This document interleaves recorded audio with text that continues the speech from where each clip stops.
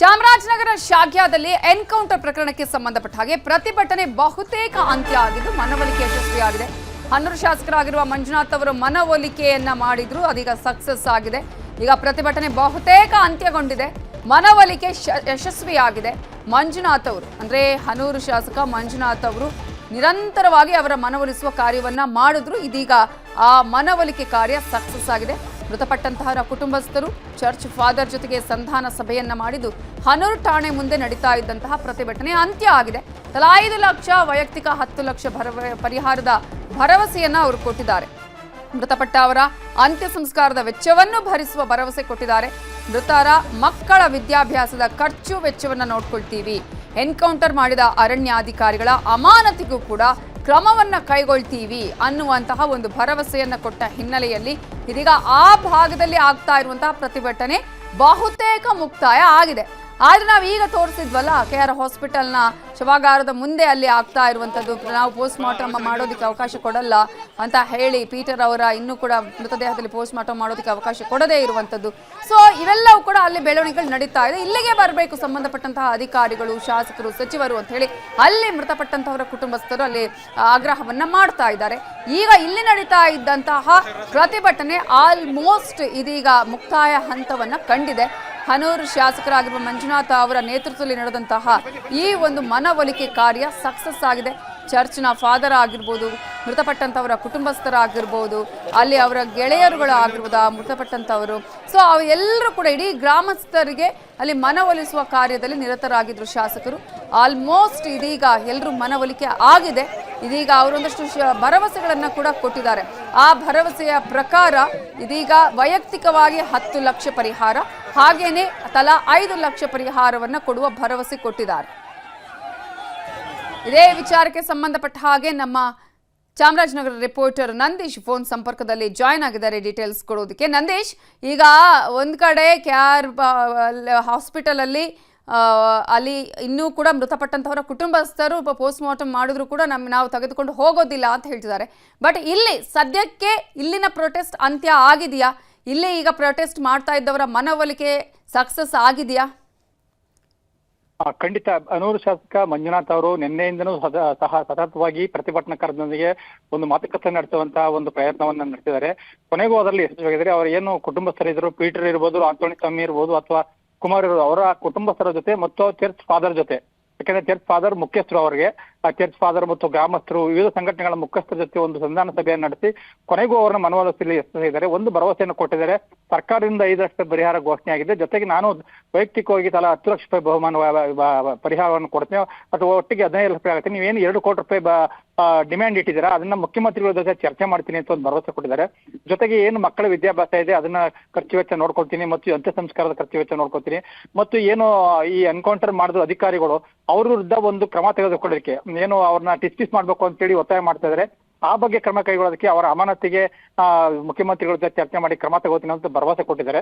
ಈ ಎಲ್ಲಾ ಹಿನ್ನೆಲೆಯಲ್ಲಿ ಪ್ರತಿಭಟನೆಯನ್ನು ಒಂದು ಷರತ್ತನ್ನ ಹಾಕಿ ನೀವು ಈಡೇರಿಸಿಲ್ಲ ಅಂತಂದ್ರೆ ಮತ್ತೆ ನಾವು ಪ್ರತಿಭಟನೆ ಕೊಡ್ತೀವಿ ಅಂತ ಹೇಳಿ ಅವರು ಆ ಪ್ರತಿಭಟನೆ ಕೈಬಿಟ್ಟಿದ್ದಾರೆ. ಈಗ ಹನೂರು ಸಹಜ ಸ್ಥಿತಿಯತ್ತ ಮರಳಿದೆ. ಬೆಳಿಗ್ಗೆಯಿಂದ ಮಧ್ಯಾಹ್ನದವರೆಗೂ ಉದ್ವಿಗ್ನ ವಾತಾವರಣ ನಿರ್ಮಾಣ ಆಗಿತ್ತು. ಪೊಲೀಸರು ನೂಕಾಟ, ತಳ್ಳಾಟ ಎಲ್ಲ ಆಗಿತ್ತು. ಪೊಲೀಸರ ಮೇಲೆ ಹಲ್ಲೆ ಆಗಿತ್ತು. ಈ ಎಲ್ಲಾ ಘಟನೆಗಳಿಗೂ ಹನೂರು ಪೊಲೀಸ್ ಠಾಣೆ ಮುಂದೆ ಸಾಕ್ಷಿಯಾಗಿತ್ತು. ಮತ್ತೆ ಮಹದೇಶ್ವರ ಬೆಟ್ಟದ ರಸ್ತೆ ಸಂಪೂರ್ಣವಾಗಿ ಸ್ಥಗಿತಗೊಂಡಿತ್ತು. ಇದೆಲ್ಲ ಈಗ ಸಹಜ ಸ್ಥಿತಿಗೆ ಮರಳಿದ್ದು ವಾಹನ ಸಂಚಾರ ಎಂದಿನಂತೆ ಪ್ರಾರಂಭ ಆಗಿದೆ. ಮತ್ತು ಪ್ರತಿಭಟನಾಕಾರರು ಚೆದರಿದ್ದಾರೆ. ಮತ್ತು ಹನೂರು ತಾಲೂಕು ತೋಮ್ಯಾರ್ಪಳ್ಳದಲ್ಲಿ ಚರ್ಚ್ ಫಾದರ್ ಜೊತೆ ಹನೂರು ಶಾಸಕ ಮತ್ತೊಂದು ಸುತ್ತಿನ ಮಾತುಕತೆ ನಡೆಸಿ ಇಲ್ಲಿಂದ ಮೈಸೂರಿಗೆ ತೆರಳುವ ಎಲ್ಲಾ ಸಾಧ್ಯತೆಗಳು ಕಂಡು ಬರ್ತಾ ಇದೆ.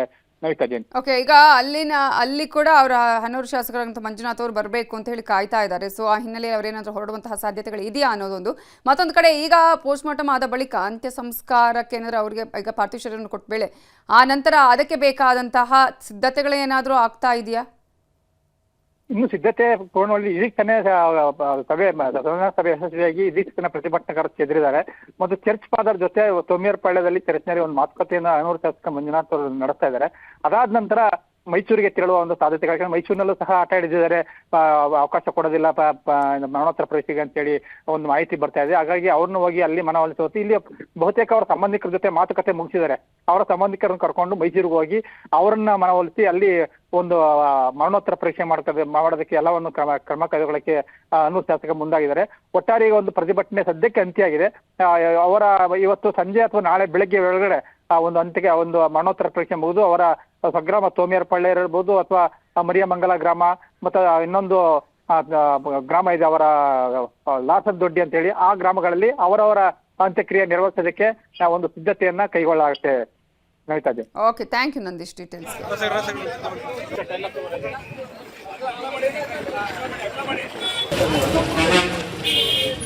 ಬನ್ನಿ ಸರ್, ಬನ್ನಿ ಸರ್.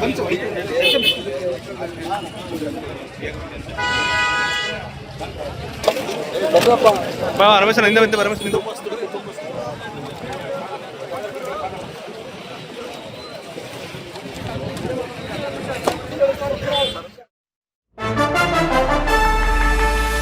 ಮೃತಪಟ್ಟವರ ಬಳಿ 2 ಚೀಲ ಮಾಂಸ ಸಿಕ್ಕಿದೆ, ಒಂದು ಬಂದೂಕು ಕೂಡ ಪತ್ತೆಯಾಗಿದೆ. ಕೊಡಗಿನ ಭಾಗಮಂಡಲದಲ್ಲಿ ಸಿಎಂ ಡಿಕೆ ಶಿವಕುಮಾರ್ ಹೇಳಿಕೆ ಕೊಟ್ಟಿದ್ದಾರೆ.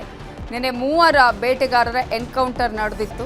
ಏನೇನು ಸಿಕ್ಕಿತ್ತು ಅನ್ನುವಂತಹ ಪ್ರಶ್ನೆಗಳಿತ್ತು, ಅನುಮಾನಗಳಿತ್ತು. ಇದೀಗ ಸಿಎಂ ಇದಕ್ಕೆ ಪ್ರತಿಕ್ರಿಯೆ ಕೊಟ್ಟಿದ್ದಾರೆ. ಮೃತಪಟ್ಟವರ ಬಳಿ 2 ಚೀಲ ಮಾಂಸ ಸಿಕ್ಕಿದೆ, ಒಂದು ಬಂದೂಕು ಕೂಡ ಪತ್ತೆಯಾಗಿದೆ. ಕೊಡಗಿನ ಭಾಗಮಂಡಲದಲ್ಲಿ ಸಿಎಂ ಡಿಕೆ ಶಿವಕುಮಾರ್ ಹೇಳಿಕೆಯನ್ನ ಕೊಟ್ಟಿದ್ದಾರೆ. ಇನ್ನು ಪರಿಹಾರ ಕೊಡೋದ್ರ ಬಗ್ಗೆ ಕೂಡ ಚರ್ಚೆ ಆಗ್ತಾ ಇದೆ. ಈ ಬಗ್ಗೆ ತನಿಖೆ ನಡೆಸಲಾಗ್ತಾ ಇದೆ. ಕೊಡಗಿನ ಭಾಗಮಂಡಲದಲ್ಲಿ ಸಿಎಂ ಡಿಕೆ ಶಿವಕುಮಾರ್ ಈ ಹೇಳಿಕೆಯನ್ನ ಕೊಟ್ಟಿದ್ದಾರೆ. ಈಗ ಒಂದ್ ಕಡೆ ಪ್ರಾಣಿಗಳ ಮಾಂಸ, ನಾಡ ಬಂದೂಕು ಇತ್ತು ಅನ್ನುವಂತಹ ಹಿನ್ನೆಲೆಯಲ್ಲಿ ಸಾಕಷ್ಟು ಅನುಮಾನಗಳಿತ್ತು. ನಿಜ ಹೇಳ್ತಾ ಇದ್ದಾರಾ ಇಲ್ವಾ, ಯಾಕೆ ಅದನ್ನು ತೋರಿಸ್ತಾ ಇಲ್ಲ, ಮಾಧ್ಯಮಗಳ ಮುಂದೆ ಯಾಕೆ ತೋರಿಸ್ತಾ ಇಲ್ಲ ಅನ್ನುವಂತಹ ಸಾಕಷ್ಟು ಅನುಮಾನಗಳು ಕೂಡ ಇತ್ತು. ಇದೇ ವಿಚಾರಕ್ಕೆ ಸಂಬಂಧಪಟ್ಟ ಹಾಗೆ ಡಿಕೆ ಶಿವಕುಮಾರ್ ಈಗ ಪ್ರತಿಕ್ರಿಯೆ ಕೊಟ್ಟಿದ್ದಾರೆ. 2 ಚೀಲ ಮಾಂಸ ಸಿಕ್ಕಿದೆ ಮೃತಪಟ್ಟವರ ಬಳಿ, ಜೊತೆಗೆ ಒಂದು ಬಂದೂಕು ಕೂಡ ಪತ್ತೆಯಾಗಿದೆ ಅನ್ನೋದನ್ನ ಹೇಳಿದ್ದಾರೆ. ಫಸ್ಟ್ ಹ್ಯಾಂಡ್ ಇನ್ಫಾರ್ಮೇಶನ್ ನನಗೆ ತಿಳಿಸಿದ್ದಾರೆ. ಅವರು ಬಂದೂಕ ಸೀಸ್ ಆಗಿದೆ, ಆಮೇಲೆ ಮಾಂಸ 2 ಚೀಲ ಮಾಂಸ ಎಲ್ಲ ಕೂಡ ಸೀಸ್ ಆಗಿದೆ. ಕಾಡು ಪ್ರಾಣಿಗಳ ಮಾಂಸ ಎಲ್ಲ ಸೀಸ್ ಆಗಿದೆ. ಒಬ್ಬರು ಎಸ್ಕೇಪ್ ಆಗಿದ್ದಾರೆ, ಅದು ನಮ್ಮ ಆಫೀಸರ್ಸ್ ಹೇಳಿದ್ದು. ಇನ್ನು ಕೆಲವೆಲ್ಲ ಮಾಹಿತಿ ಎಲ್ಲ ಬರ್ತದೆ, ಕೆಲವೆಲ್ಲ ಇನ್ಫಾರ್ಮೇಶನ್ ಎಲ್ಲ ತೆಗೆದುಕೊಳ್ತಾ ಇದ್ದಾರೆ. ಕಾಡಿನಲ್ಲಿ ಯಾರು ಈ ಥರ ಆದರೆ ಎನ್ಕೌಂಟ್ರಿಗೆ ಅವರ ರಕ್ಷಣೆಗೆ ಅವ್ರ ಕಡೆಗೂ ನಮ್ಮ ಅರಣ್ಯ ಸಂಬಂಧಿಯವ್ರಿಗೂ ಕೂಡ ಅವರು ಶೂಟ್ ಮಾಡಿದ್ದಂಥ ಮಾಹಿತಿಯನ್ನು ಅವರು ದೊರಕಿಸ್ಕೊಡ್ತಾರೆ. ನಾನು ಅದಕ್ಕೆ ಒಂದು ಜುಡಿಷಿಯಲ್ ಎನ್ಕ್ವೈರಿ ಕೂಡ ನಮ್ಮ ಮ್ಯಾಜಿಸ್ಟ್ರೇಟ್ ಮಟ್ಟದಲ್ಲಿ ಒಂದು ಎನ್ಕ್ವೈರಿ ಕೂಡ ಈಗಾಗಲೇ ನಾನು ಹೇಳಿದ್ದೇನೆ, ಪ್ರಾರಂಭ ಆಗ್ತದೆ. ಯಾವ ಪರಿಹಾರ ಕೊಡೋಕ್ಕೆ ಸಾಧ್ಯ, ಎಷ್ಟು ಕೊಡೋಕ್ಕೆ ಸಾಧ್ಯ ಅಂತೇಳಿ ಅವ್ರಿಗೆ ನನಗೆ ಒಂದು ವರದಿ ಕೊಡಿ ಅಂತ ಹೇಳಿದ್ದೀನಿ. ಖಂಡಿತ ಒಂದಷ್ಟು ಪರಿಹಾರ ಕೊಡ್ತೀನಿ. ಫಸ್ಟ್ ಹ್ಯಾಂಡ್ ಇನ್ಫಾರ್ಮೇಶನ್ ನನಗೆ ತಿಳಿಸಿದ್ದಾರೆ. ಕಾನೂನು ಏನ್ ಹೇಳ್ತದೋ ಕಾನೂನಂತೆ ನಾವೆಲ್ಲ ಸೇರಿ ಕೆಲಸ ಮಾಡಬೇಕು. ಕಾನೂನು ಏನ್ ಹೇಳ್ತದೆ ಅದು ನನಗೆ ಮಾಡಬೇಕು. ಪತ್ರ ತಂದು ಕೊಟ್ಟಿದ್ದಾರೆ ಅಂತ ಹೇಳಿದ್ರು.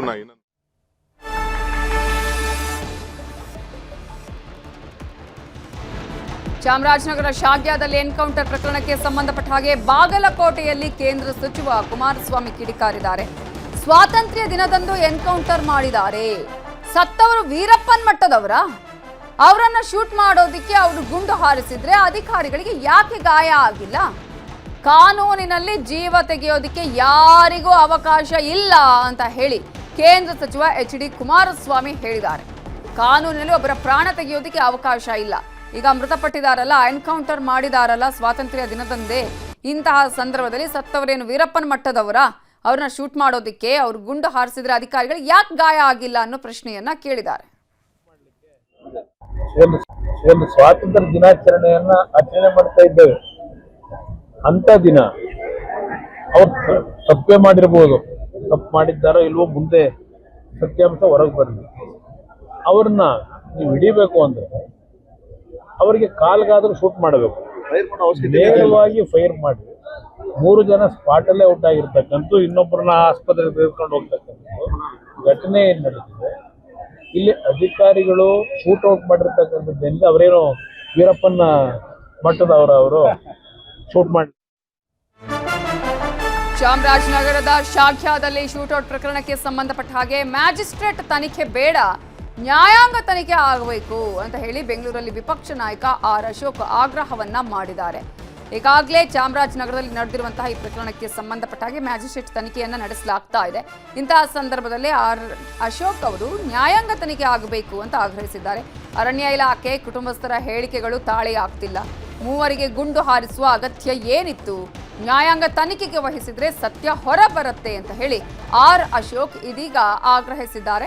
ಮ್ಯಾಜಿಸ್ಟ್ರೇಟ್ ತನಿಖೆಗೆ ಸರ್ಕಾರ ವಹಿಸಿದೆ, ಅಂದ್ರೆ ಜಿಲ್ಲಾಧಿಕಾರಿ, ಉಪವಿಭಾಗಾಧಿಕಾರಿ ಅಥವಾ ತಹಶೀಲ್ದಾರ್ ನಡೆಸ್ತಾರೆ.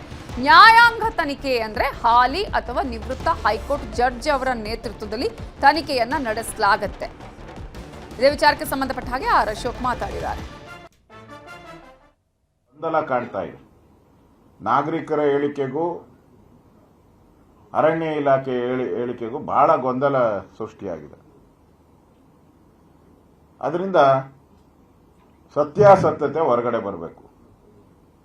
ಸತ್ಯಾಸತ್ಯತೆ ಹೊರಗಡೆ ಬರಬೇಕು ಅಂದ್ರೆ ಇದು ನ್ಯಾಯಾಂಗ ತನಿಖೆ ಆಗಬೇಕು.